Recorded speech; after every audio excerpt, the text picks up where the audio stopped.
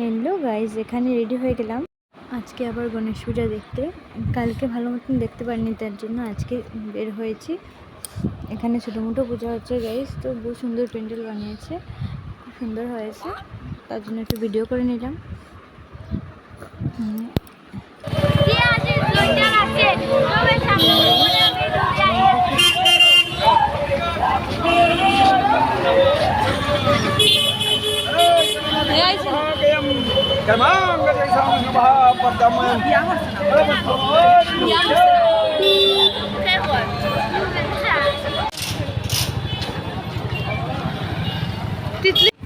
প্যান্ডেলটা খুব সুন্দর হয়েছে গাইস, প্যান্ডেল সুন্দর হয়েছে।